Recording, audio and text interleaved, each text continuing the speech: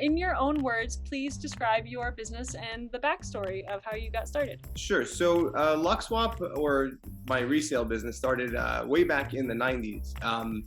I had a career in retail where I worked at Versace on Fifth Avenue and a bunch of other brands besides that. So this was when eBay was brand new. This whole internet selling thing in '99 was all very exciting for everybody. We got uniforms for working there for free. So at the end of the season, they would change your clothes out. They'd give you new ones every season. So I was getting $2,000 suits for free. I was like 19, 20, whatever. And that was pretty awesome. But then I heard about this website called eBay, and I said, oh my God, you can sell stuff there? Sure. So I took my camera, my film camera, took pictures of my stuff, took the film to the drugstore to get developed. I scanned it in my computer, and I sold a bunch of stuff on eBay. And then, long story short, just fast forward, the people who got the pieces were happy with it and then asked me to sell their stuff for them. My coworkers saw what I was doing and they were like, oh my God, I want to sell my stuff and make money too. So I started selling for them, and slowly it just evolved into this huge, thankfully, thing we have going now.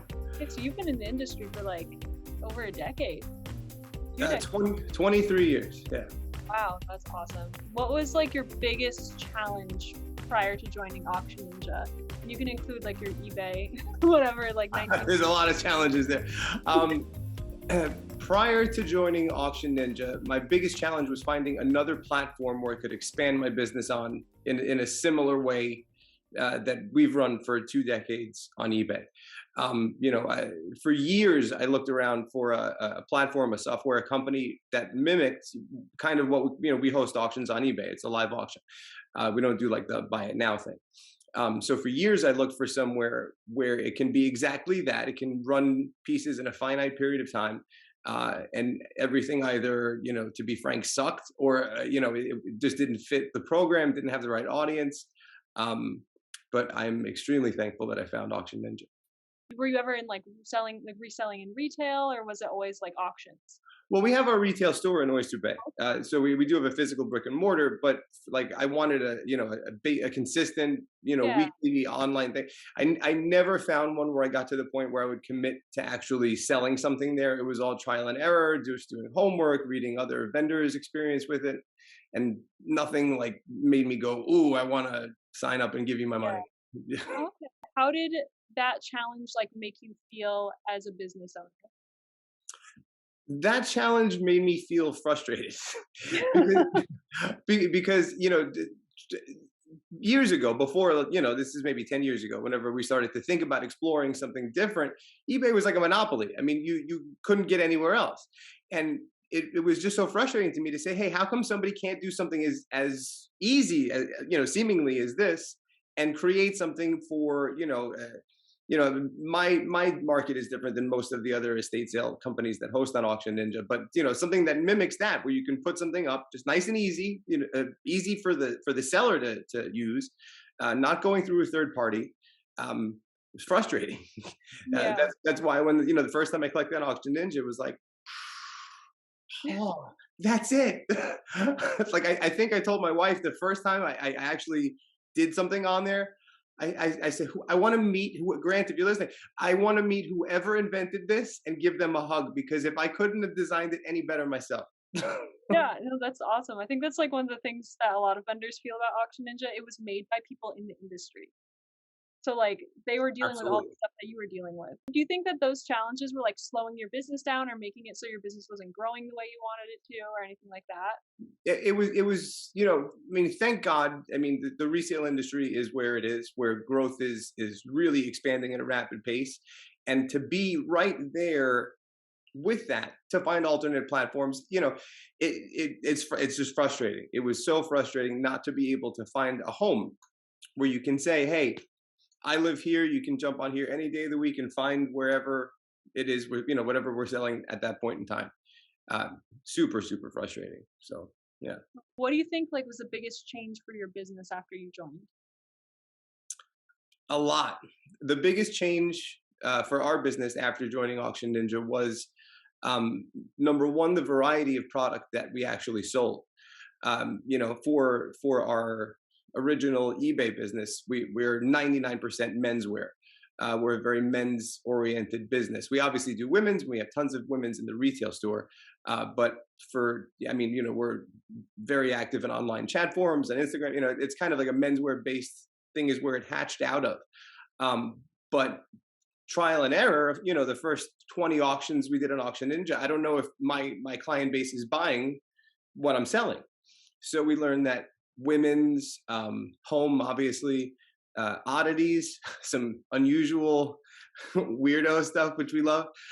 Those are the pieces that way performed better for us there than here. So we had to not pivot, but in order to create a new identity of product for this website, had to source, solicit from our clients who are consigning with us different kinds of pieces. So pieces that, 3 years ago, before I even knew of AuctionNinja, I would have turned up my nose and said, no way, I'm never going to sell that. Our pieces where like they walk in the door, I'm like, give me that. Like, I want more of that. Which is weird. It hurts in a little way because I think of all the money that I lost not selling them before. But it's really self-fulfilling because in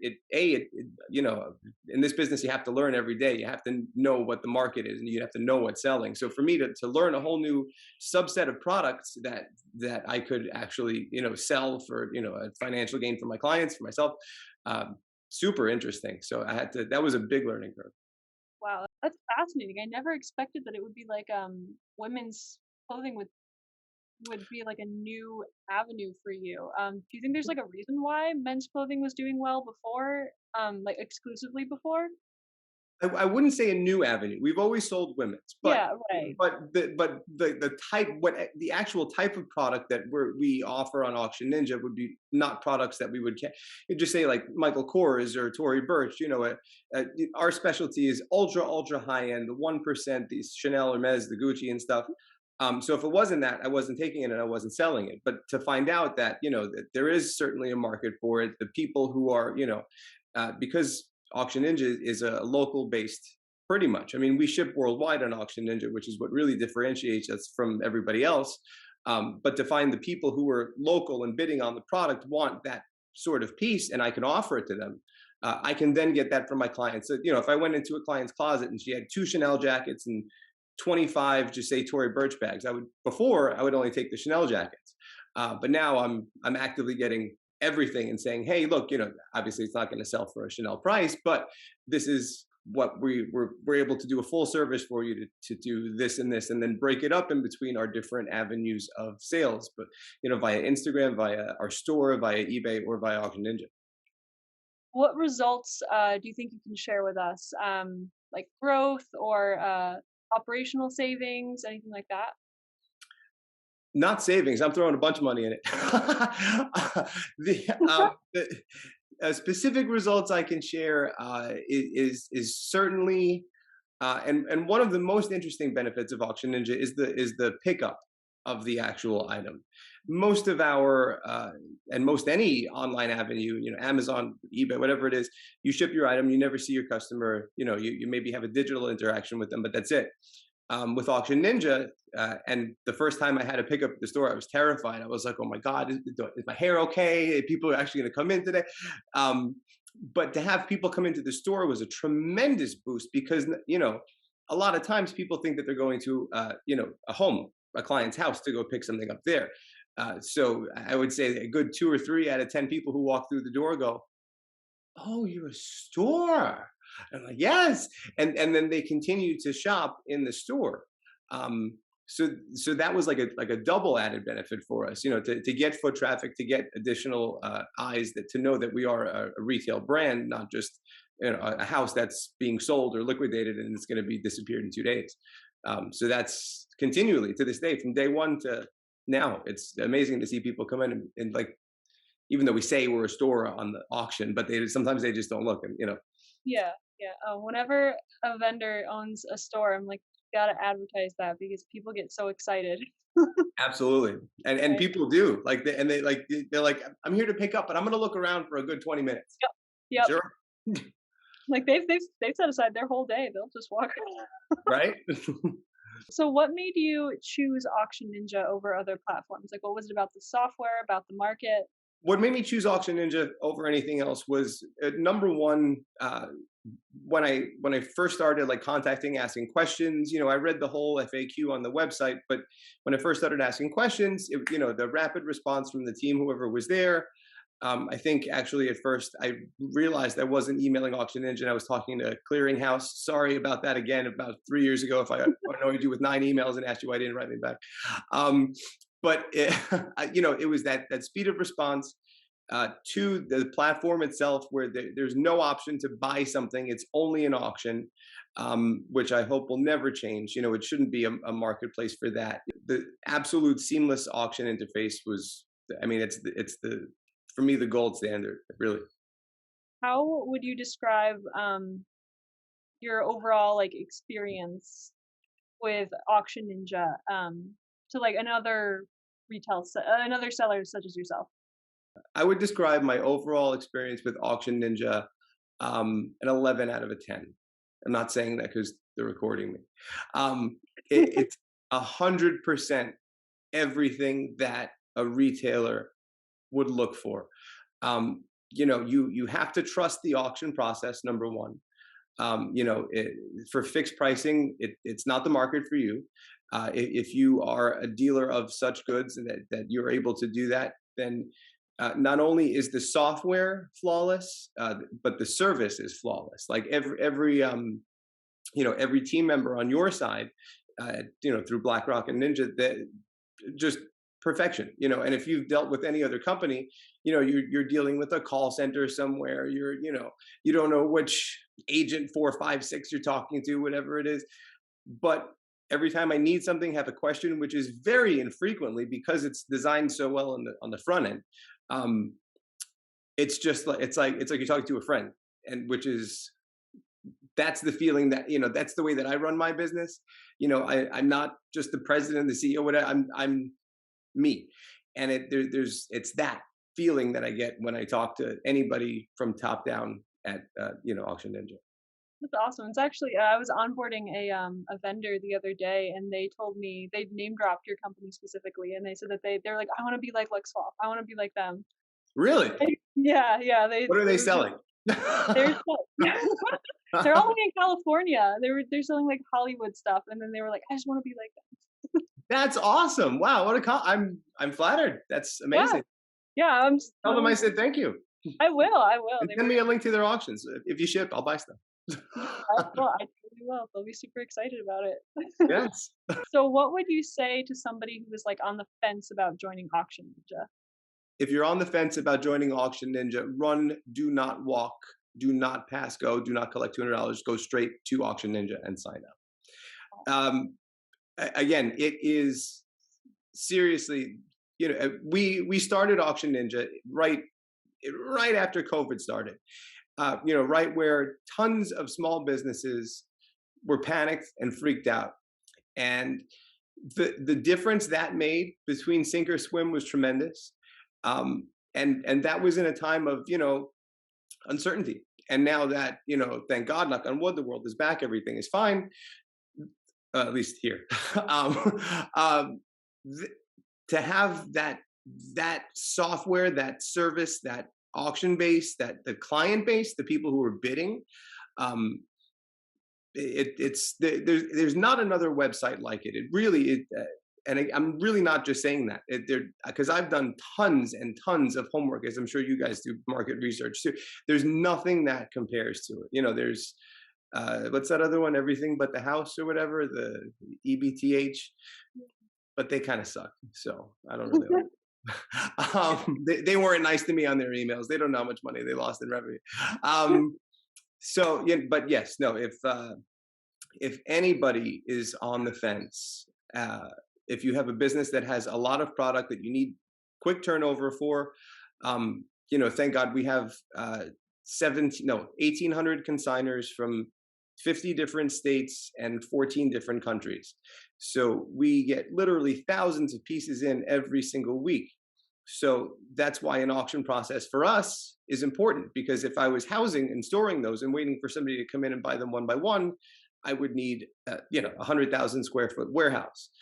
So I need to turn product at a 10 or 7 day or 14 day, whatever it is, rate. So if you have a business that can sustain that, or even if you have a once a month sale, it's absolutely by far and away the best software there is out there to do it Would you consider AuctionNinja to be like the best at anything or the only one that does something? with. Everything. um, I want to get like an AuctionNinja tattoo. I'm kidding. Um, I would consider AuctionNinja to be the best at service for a small business. When I started, I think you guys had 50, maybe 60 vendors, in your roster, maybe not all actively selling at the same time. Uh, Now, I see a whole bunch of different names every time I look at the marketplace and I see who's selling what. You've probably doubled in the past 2 years since I've really, really looked. But still, to have that seamless interaction stuff like we're doing today, Julie. Like, I emailed you. I said, hey, I have an idea, and 3 days later, we're doing something about it. It's not like you're jumping through major, corporate ladders of stuff and this and that. It feels very familial, which for me is important. That's awesome. Yeah, it's pretty great that we can just like make these kinds of decisions and that we don't have to worry about like everyone has to approve. There's no board meeting. We can just Right, do right, it. 100%. Yeah, yeah. So we're gonna move into like the industry specific questions. How many years have you been in the reselling business? So LuxeSwap has been in the resale business for 23 years, maybe a little bit prior to that. But 1999 is when,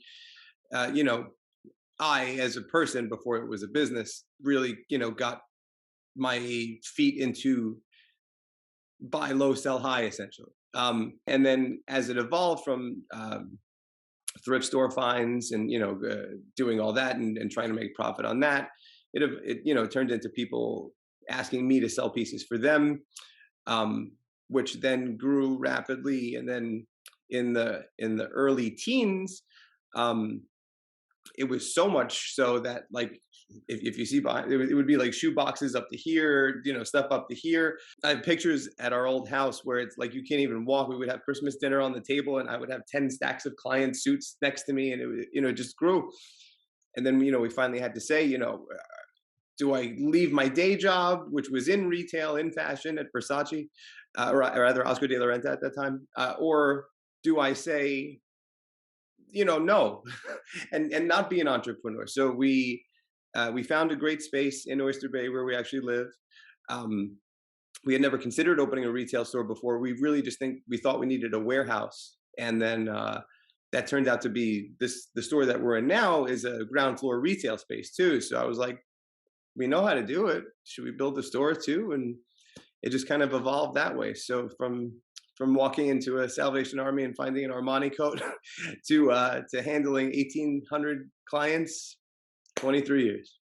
Wow. Was that like a really scary decision to like leave the job and like officially like start your own business? Terrifying. It's still terrifying. Yeah, it is. But I saw a quote the other day on Instagram that said, I would rather work 100 hours a week to work for myself than work 40 hours a week for somebody else. And it was like hashtag entrepreneur life or something. Oh, that's And awesome. it's it's very scary. I wake up, the first thing I think about is, how the first thing I think about is I have 7 employees who rely on me to source merchandise to sell to pay their salaries. So, what the F am I going to do today to get that to happen? And then, maybe enough for dinner. That'd be great. Yeah. But it's certainly scary, but it's that challenge that uh, the challenge of waking up and say, you've done it before, you can do it again, you can do it better, and how are you going to do it that way? That's super important. And that's the same kind of ideology as when you're hosting in an auction. I put a Chanel bag up and it starts at 0, and everybody, every time I'm explaining to a client, they're like, it starts at what? I said 0. You're going to see it at $1 for the first 10 days, and you're not going to panic about it, right? You're going to have a glass of wine, sit down, don't trust the process.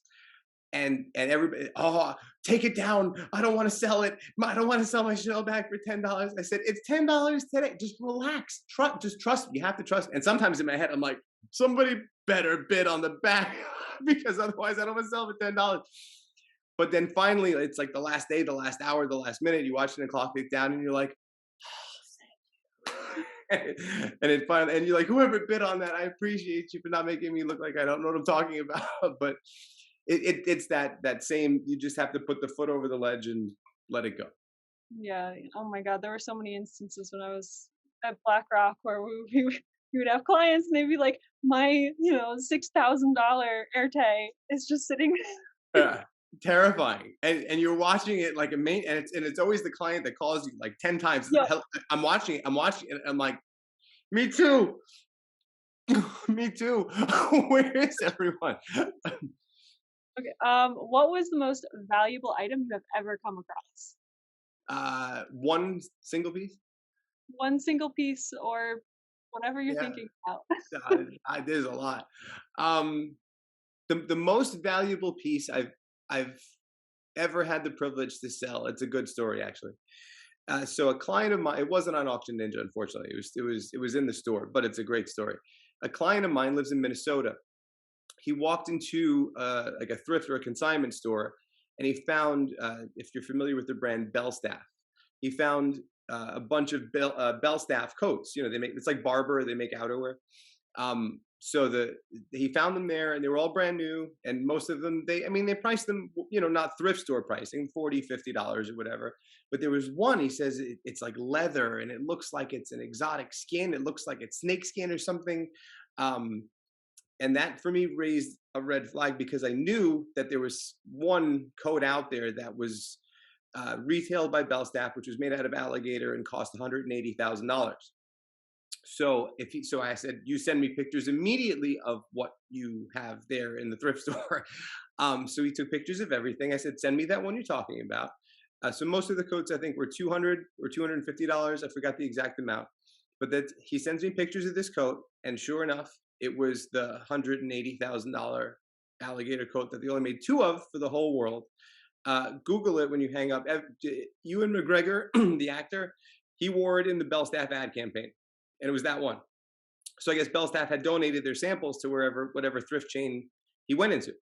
So I think I was driving at the time, and I'm trying not to like have a conniption and go off the side of the road.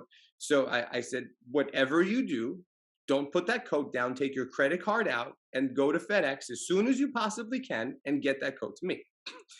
So he was like, I said, don't ask questions, buy it, and then we'll talk later. So he bought the coat for whatever, $500. Sends it to me, and we have a huge interest in that brand, that style, that hit every niche of what all our clients are. So I can't tell you how much we sold it for. It was well in the five figures, but it made somebody very, very happy. One of two on the planet, and he found it at a thrift store. That is so cool. Oh my Yeah, God. yeah.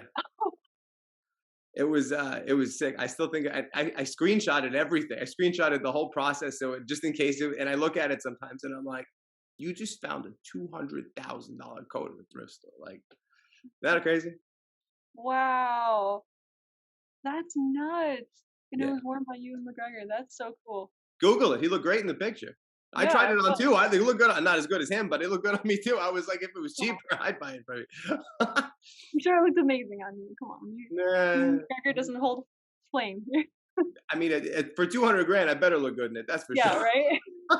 Could you describe one of the most satisfying business interactions you've had, whether it's with a client or a consignor or a customer or anyone else?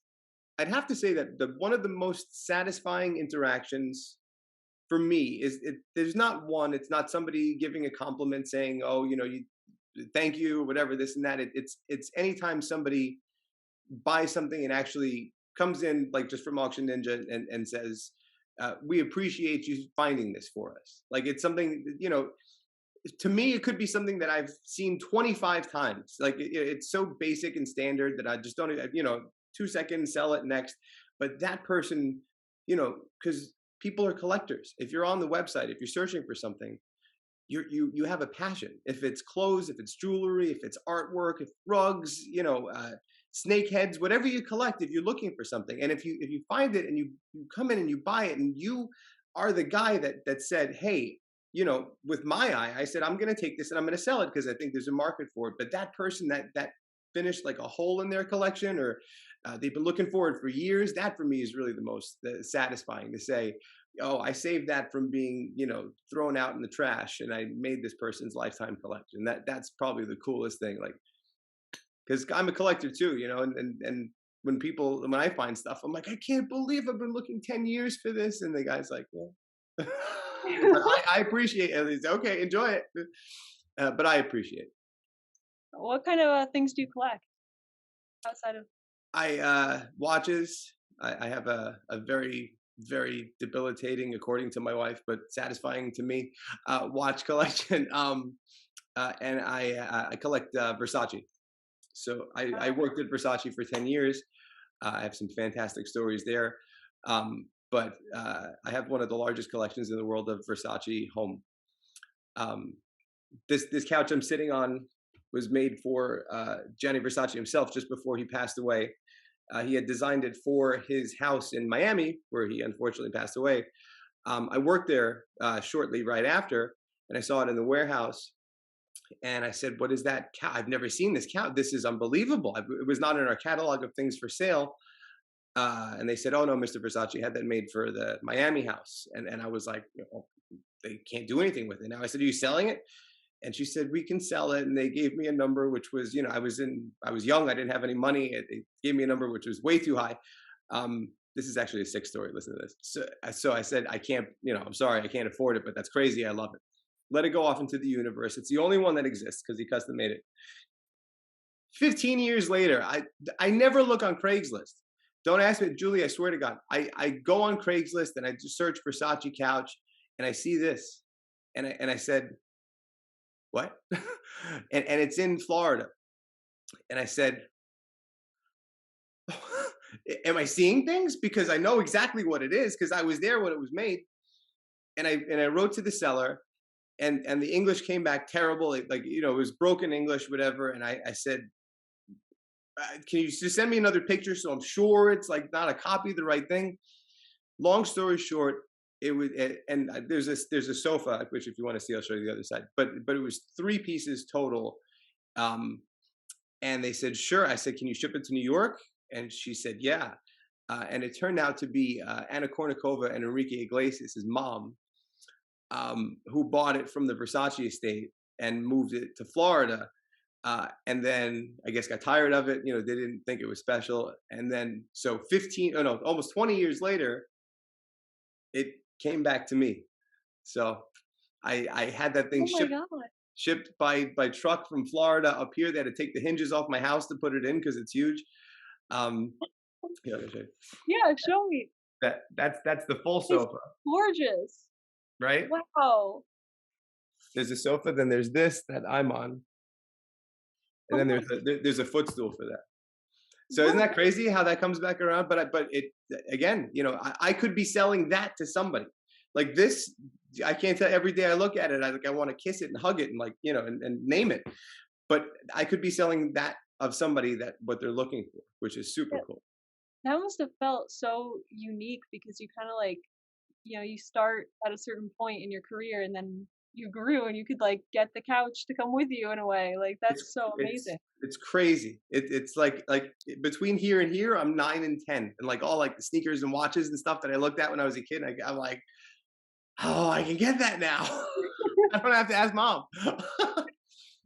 But I think also, truthfully, that's part of why I'd like to think that we're a success on Auction Ninja is because I have that same mentality. I actively search as much as I sell when I have time. And I know exactly the feelings that the buyers are going through. I know the emotions. I know the roller coaster. The fact when you type something in the search box and you get no results for 3 weeks, and then that one week it comes up and it's like, oh, yes.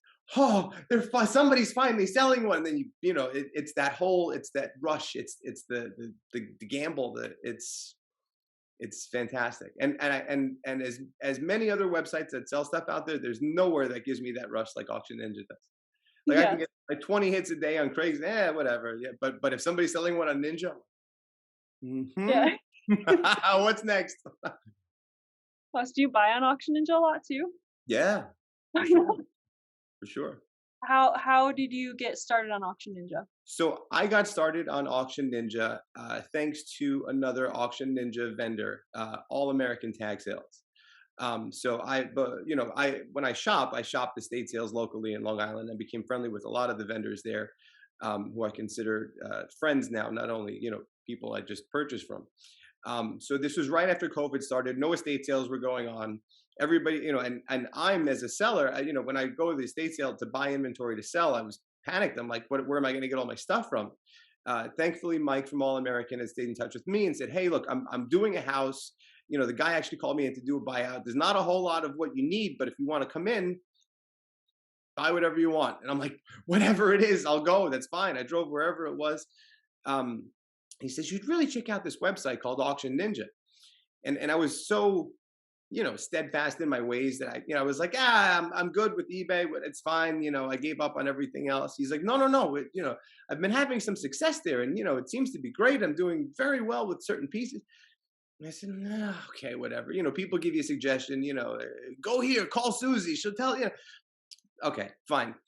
So I go and that's the first time I really went on AuctionNinja. I started looking at the stuff and I texted him back. I said everything's $1. What are you doing? Like I said, what do you mean you having? He goes, no. Wait till the end. Watch one till the end.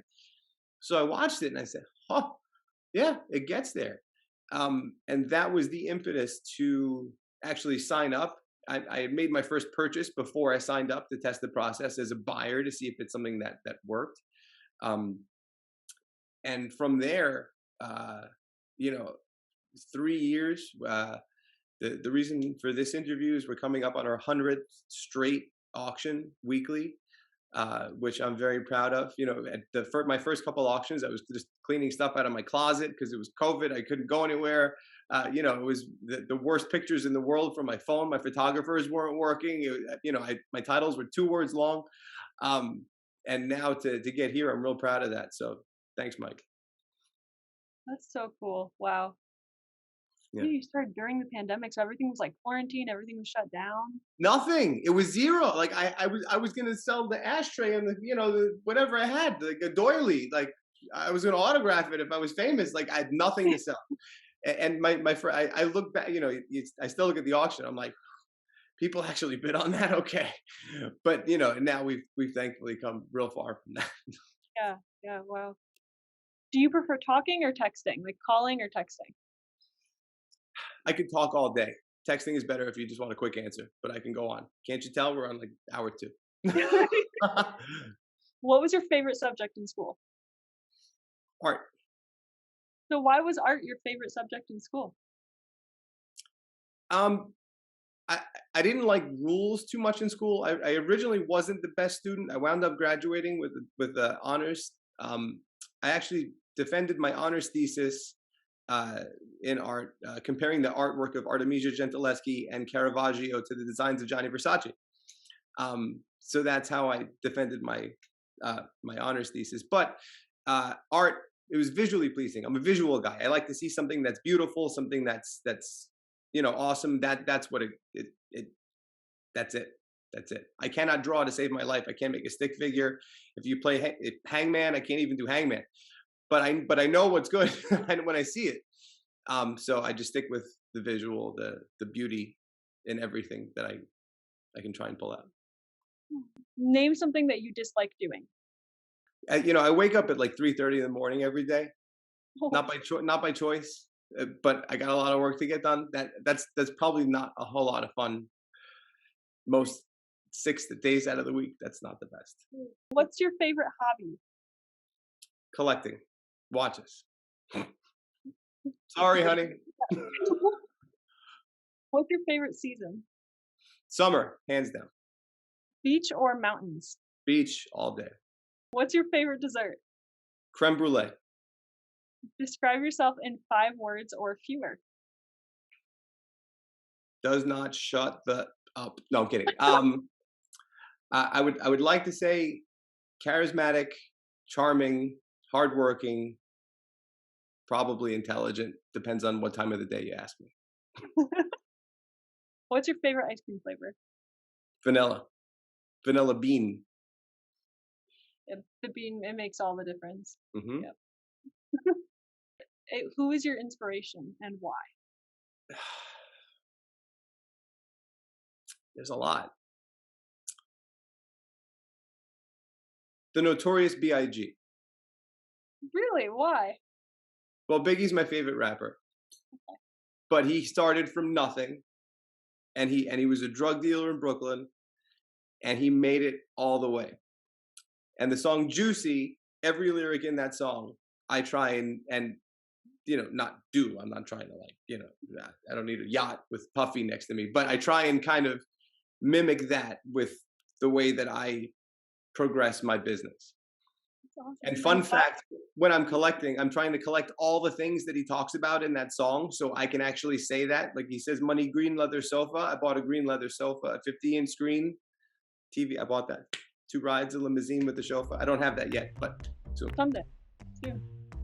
My experience on AuctionNinja has been 100% fantastic. Not just even with your team, on the selling side, but obviously there's going to be a bad apple in every bunch. But I would say with the amount of transactions, the clients that we've done, the sales for, nobody has really been less than stellar.